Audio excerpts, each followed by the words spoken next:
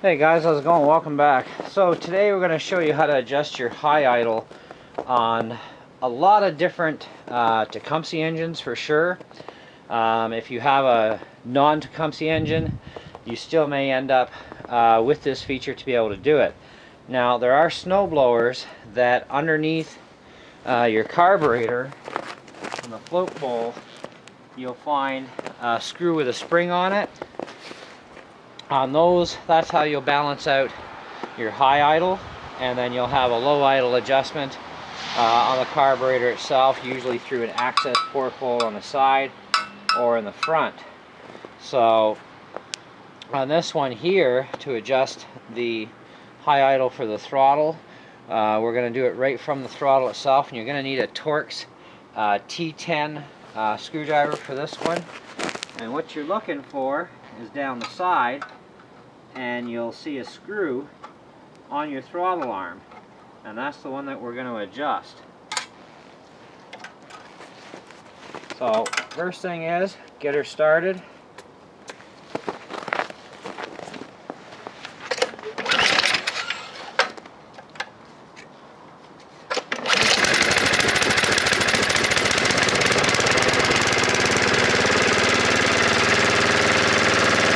Now, it is important to let the engine warm up for a minute first.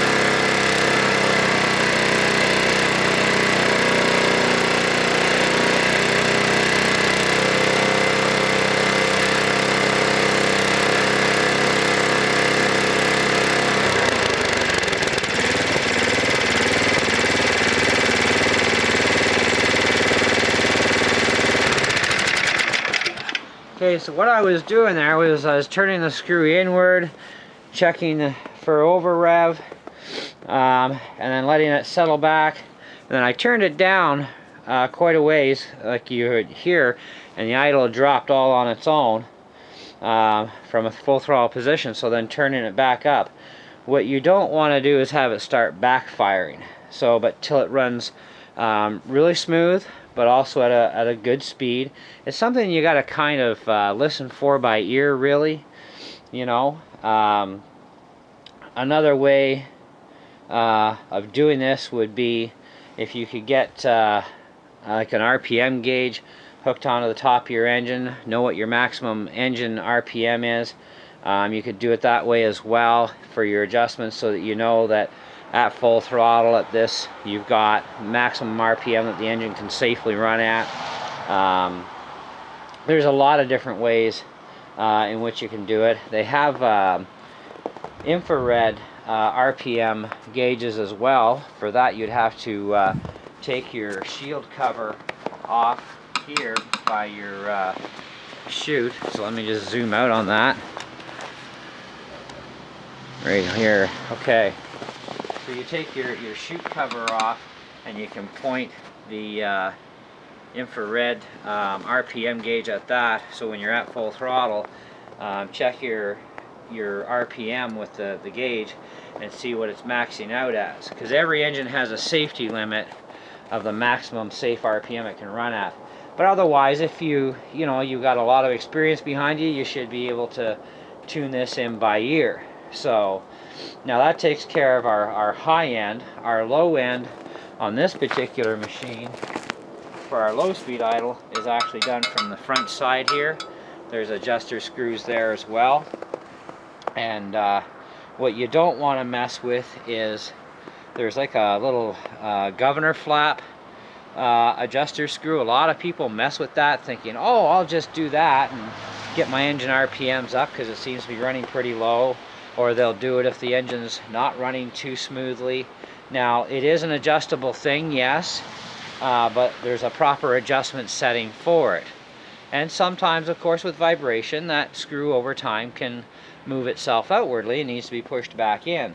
But that's the one screw you don't want to mess with because it can cause a severe over rev, but it also causes you not to be able to make proper adjustments on your high and low speed idling areas if you have it in too far. So there is a proper setting for that screw that you have to follow, and then you can mess with your highs and lows. Now, if you're still not getting anywhere, this particular engine, the brass screw that holds the carburetor bolt on the bottom, this one has 2 fixed jets in it, and those have to be cleaned from time to time, especially if you notice, you know, it's running kind of crummy and it's not starting right either.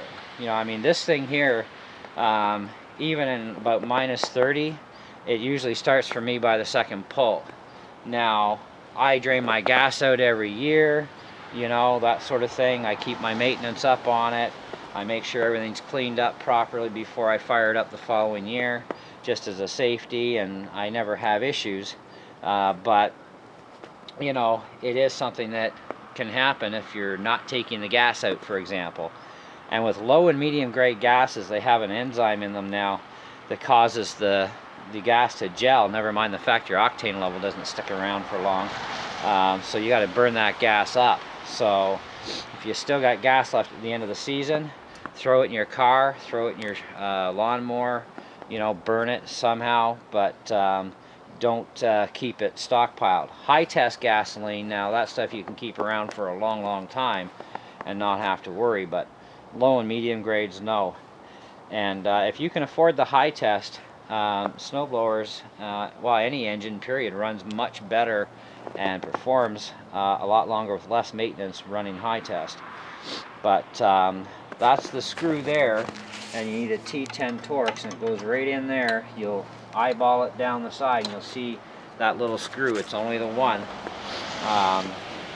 and that's where you're going to adjust your high end for full throttle and get it to run nice and smooth, but also get your engine running quick enough that when you do go back to like a medium setting on your throttle, that it actually brings it down. Because if you overjack that screw, it's not going to bring it down, which means on the high end you've gone too high and you're definitely going to endanger that motor of blowing. And if anybody knows the history of Tecumseh engines, there was a time when they were built like bricks and there was a time when they were built like junk, and they would throw connecting rods because people would overjack them. There was a time at that same setup that, yes, Tecumseh, when they sold you a 10 horsepower engine, it ran at 10 horses. Well, then of course, to help prevent the blowout of engines, because people would overjack those engines, they detuned the engines anywhere from 1 to 2 horses at least downward.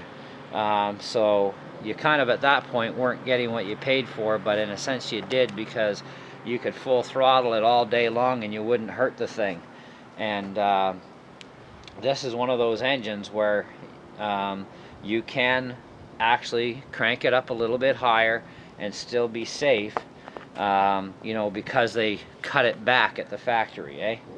And this one I've managed to tweak it up and get an easy, you know, full 5 horses out of it, and it spits snow pretty good. So I'm pretty happy with that. But that's how you adjust it. If you have any other questions about this sort of thing, hey, feel free to ask. I'll do the best I can to answer it. I will be doing more maintenance videos as time goes on too, not just on snowblowers, but starting in the spring. I actually have my own lawnmower to tune up, and I've got another one that I've got to rebuild that I'm going to be selling. So I'll do some videos on that, on how to redo the carburetors, you know, basic tune-ups, sharpen balance blades, all that sort of jazz for you. So, in the meantime, this is probably going to be the last one for the season anyways. You know, but one other thing, I guess I'll throw this in as another portions of this video, just because I know someone may ask about draining the oil on the snowblowers. Now, a lot of snowblowers are going to be different. This one here, I've got a pipe in the back, and you just put a socket or a wrench on that screw. Now, a lot of times what you might want to do is lightly clamp some vice grips on the pipe here in behind, and then crack the screw, because who knows who put it on last or how tight. And that screw or pipe is just screwed into the bottom of the motor. It's not like securely locked, you know what I mean? So you might want to put a pair of vice grips on there, then crack the screw, and get yourself what I usually like to use on these types, and especially if the pipe is too short, is I'll grab a piece of angle iron and wedge it underneath so that it makes like a trough, and it goes down into, you know, an oil catch container, or, you know, whatever you got on hand that you can get it into to drain the oil. And it's just drained from there. And just when you think it has stopped, you know, tilt the machine back a little bit more like this, wedge a brick or a board or something underneath to keep the angle up, get all that old oil out. Once it's out, I usually let them drain for a good half hour. Put your plug back on, of course, snug it down, you know, firmly, but not reefing the hell out of it, and then just refill your oil as normal from your filler cap wherever it's located on your snowblower, and away you go. Real easy, basic, fast oil change. Minimal tools required, you know. But anyways, that was just an extra I thought I'd throw into the video for you. Anyhow, that's it. And if you got any questions or comments, feel free as always to leave them, and I'll do the best I can to answer them, and we'll catch you on the next video.